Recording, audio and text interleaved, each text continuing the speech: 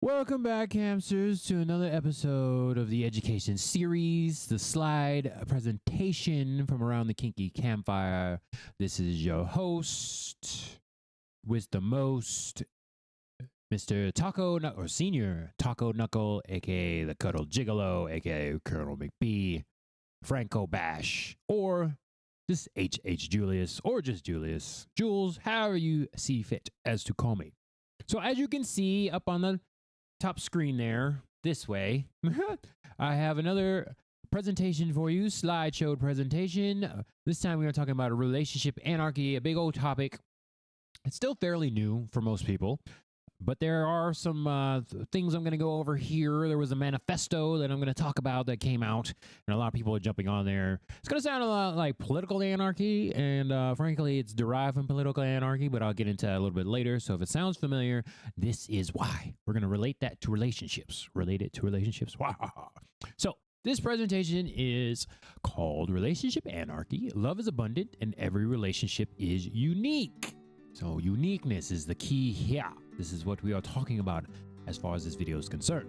So, as you know, Julius likes his overviews. So we're going to talk about the overview here, what we were talking about in this slideshow presentation. First, we are going to talk about a definition, a history, fundamental basics, basically the tenets of the said manifesto, and then the conclusion. So, here we go.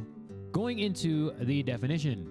So, somewhat long for a slideshow, but I cut it down from my research. So, from the whole minutes and hours that I've done researching this topic so far, because I'm going to be talking about this for a very long time. So, initial research here.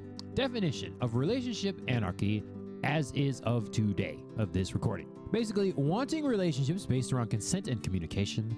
Consent, I should capitalize that. It should be capital C, consent and communication. Loving as many people as you choose consensually.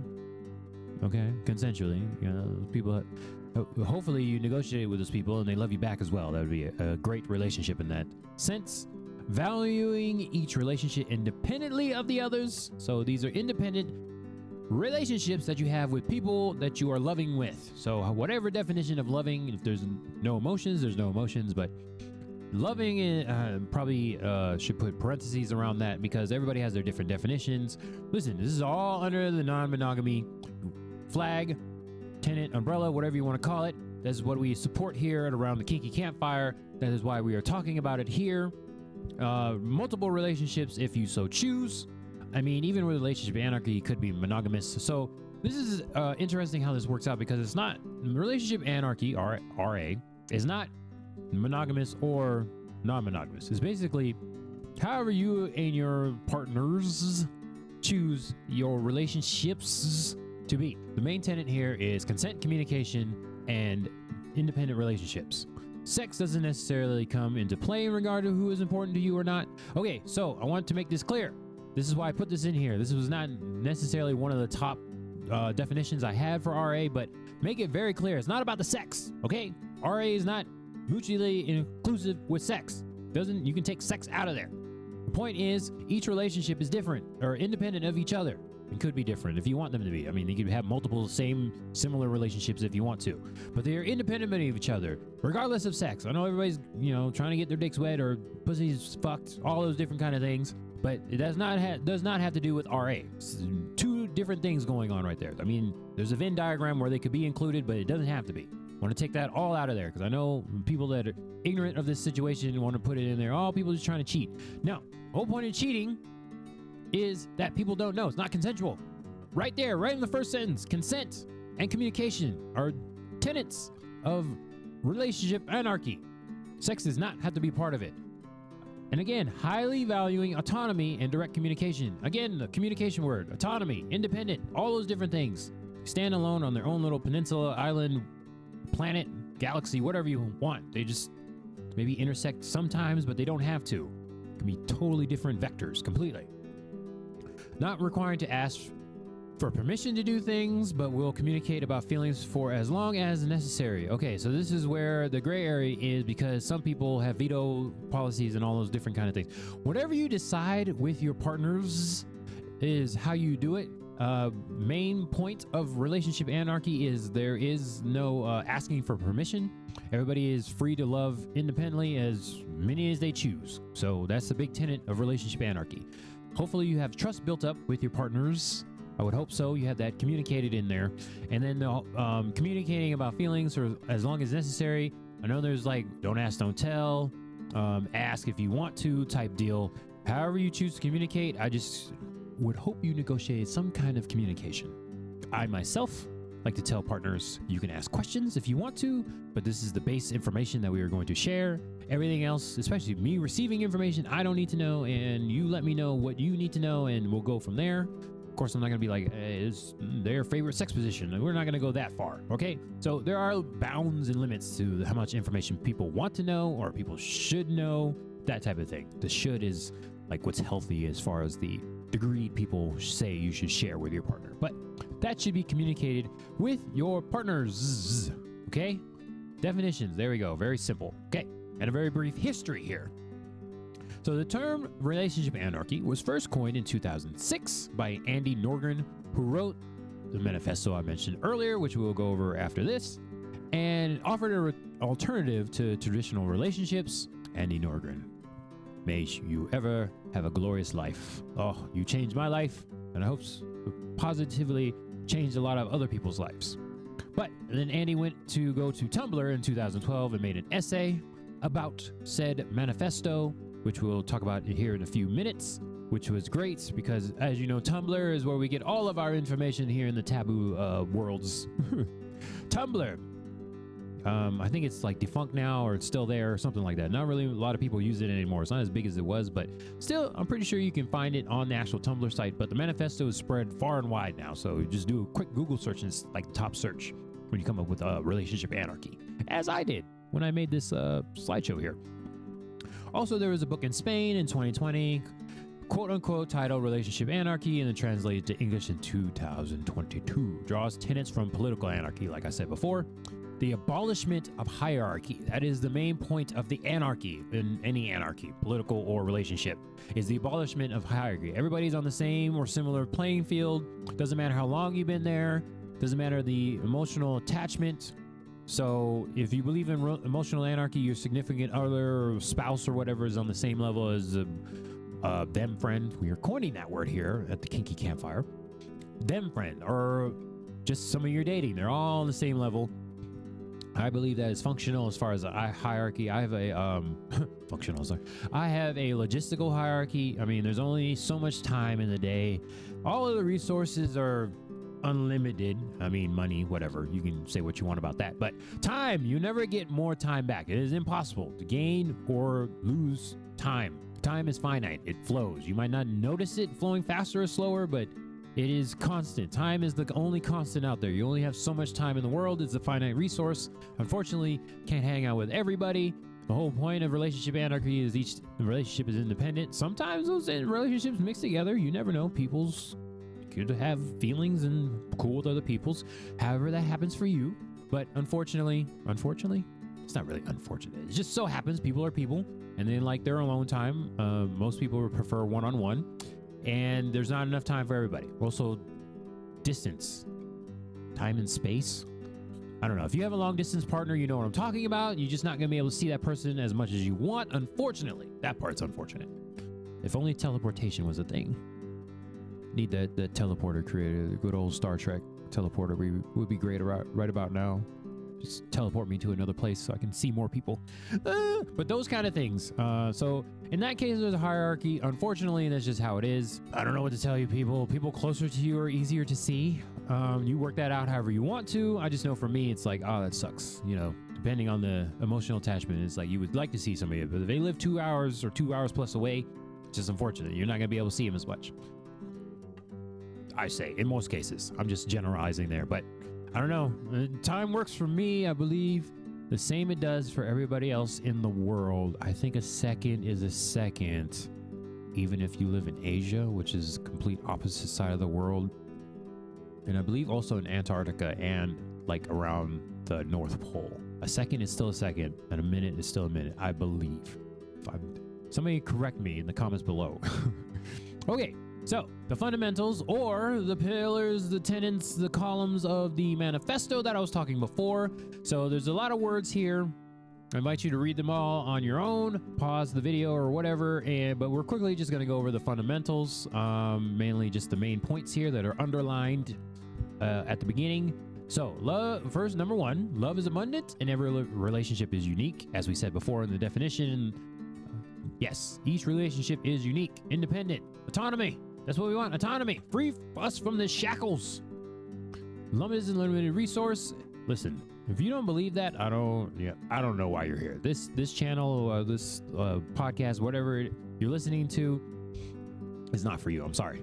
Yeah, we believe love is an unlimited resource. You can love more than one person equally until death do you part. Love doesn't diminish, no matter how many people you love with, and then of course no hierarchies. And you want to cherish the individual relationship, the person for who they are. And do not use comparison, people. Do not use comparison. Do not compare people. Let's not do that at all, okay? Comparison, no. No, bad. Comparison words are bad. Each person is their own person unto themselves in your own little universe, okay? Love and respect instead of entitlement. Nobody is deserving of your time. Relationships are a privilege, people. Privilege. You're not entitled to anything just because. And unfortunately, it is a belief of us our anarchists that no matter how long you've been with somebody, nobody's entitled to more time than the other. Yet again, there's another comparison thing. Of course, do not overstep people's boundaries, especially your own or other people's, or morals in general, ethics, all those different kind of things. Try to be ethical and moral as much as you can. And do not, feel free to bend your boundaries. Once again, not an expert on those kind of things. I am a firm believer of not breaking boundaries, especially my own. So I will love and respect everybody within my own boundaries. Otherwise, we will have to end this relationship. Your loved ones choose their paths to keep their integrity intact. So just, entitlement is so bad, especially when it's unearned. I love when people just kind of try to entitle your time, and like they think they deserve your time because you're, I don't know, for whatever reason they made up in their head, but you didn't discuss it with me. We never had a negotiation. So I love when people just come in and, oh, you're supposed to do what? Supposed to what? We didn't talk about that. I don't know where you got that from, but you and I did not talk about that. So don't just be talking about you supposed to. Oh, you must be out your mind talking about you supposed to with me. That doesn't work. A lot of mistakes were made when I came into the non-monogamy, and I've learned from those mistakes. I would say Julius has learned from those mistakes. I know that for myself. Nobody else needs to tell me. Mistakes were made. I get validation and compliments now, but it's like, oh, you have no idea what I went through. Oh, goodness. Okay, number 3, find your core set of relationship values. I would say values, morals, boundaries, all those things right there. How do you see your relationship working, whether it's actually going on or a future relationship? There's, do like a pros and cons list. Figure out what your values are in a relationship. I would say start with your boundaries and then go to your values in a relationship, because as we know, relationships take more than one person, but boundaries you can set on your own. Boundaries are for yourself, and like we said here, don't make special rules or exceptions for a relationship. But remember, rules are for other people. You cannot enforce a rule on somebody else. That is not good. Just take rules and comparison words. Just take them right out your vocabulary. It is not beneficial to a relationship right there. But you should have boundaries. You cannot force people to do something that they don't want to do. Okay? So there's a difference between a boundary and a rule. Boundaries for yourself, rules for other people. But you cannot control other people. That is the ignorance of man, trying to think you can control somebody else's actions. Not possible. You can only control your actions. Okay? I did not say that. The educated people say that. Hopefully you read that somewhere in the midst of your evolution as a person. That is very stress relieving when you realize you can only control yourself and how you act or react in a certain situation. Can't control other people. It's just not possible. Woosai, let it go, let it go. Like the one lady who said in that one movie. I can't remember what it was. What movie? Okay, number 4. Heterosexism is rampant and out there, but don't let that fear lead you. Okay, so heteronormativity is a thing. I'm pretty sure if we are out here in America, have interacted at all in the public space, you've come across this heteronormity and this privilege that some people have. Goodness gracious, one thing about relationship anarchy is all for different gender identifications, sexual orientations, however you feel what love is, your definition of it. The RA is here for you. So once again, have that negotiation with your partners and have a talk here. Let's not make generalities. Oh, if you know anything about Julius, he hates assumptions. Talk it out, people. Oh my goodness gracious. If I have to, I hate it. I hate it. I hate it. Let's get rid of those assumptions and these norms and everything like that. Fuck the norms. You make your own world. You create whatever you want. I don't know about y'all, but when I was a little kid, I never even knew this stuff was possible. Spanking people on the booty makes them excited. They beg for it. I can have relationships with multiple people. And they're here for it. They're excited about it. Ain't nothing better when you find a partner that's like, yeah, go out and date people. I'm excited for you. Ooh, compersion. It's out there. It may feel like a fantasy in some cases, but it is an actual thing. According to Non-Monogamy Reddit, polyamory Reddit, compersion is a thing, people. These kind of things was not something I realized as a kid. So make your own. It doesn't have to be a fantasy. Make it your own reality at some point, okay? It doesn't have to be out there in the porn world and on the tabs. I mean, some of us do tabs when we whacking off. But it's not just fantasy, okay? You can have this too if you learn how to communicate accordingly. Goodness, norms are horrible. I hate when people are just like, oh, everybody, no, don't generalize people, okay? There are people that are into this. And I mean, some of us, just have friends that are cool with being monogamous, and then they be judgy. The monogamy part is not the problem. It's the judginess out there. Just, I could never. It's like, well, it's not for you. This is for me. So I don't need your judgments. Are we friends or not we friends? Just support me in what I'm doing, and I don't need your opinions, especially when it's coming from unfounded. You did no research on this, whatever. I love when you tell somebody about your lifestyle or whatever, and they're like, I could never. It's like, I just told you 2 minutes ago. Of course you couldn't. You don't know anything about it. You did zero research. You're just making an unfounded assumption and opinion about something you know nothing about. That rant's over. Next, we have build for lovely unexpected. So yeah, there's a lot of shoulds and assumptions out there, but of course you cannot plan for everything. Unfortunately, as a human being, I'm pretty sure, once again, just like time, everybody in the world is a human being. And as we know, human beings make mistakes. Pretty sure that's the same here as it is on the opposite side of the world in Asia. Also, if there's anybody in Antarctica right now, I'm pretty sure they're humans. And any bodies, I mean, there's polar bear bodies and penguin bodies, but human bodies, they too make mistakes. I'm pretty sure. And anybody around the North Pole, even though the actual pole is in the middle of the ocean, but anybody close to there, pretty sure they make mistakes as well. Pretty sure. What I'm trying to say is expect the unexpected, because you cannot plan for everything. You can plan whatever you want, but there is going to be unexpected stuff. Ain't nothing you can do about that. When you make a mistake, first apologize genuinely. Don't give a BS apology, but make sure you apologize genuinely and say, I'll work on it for next time. Now, second chances, third chances, fourth chances, that's up to you as a person.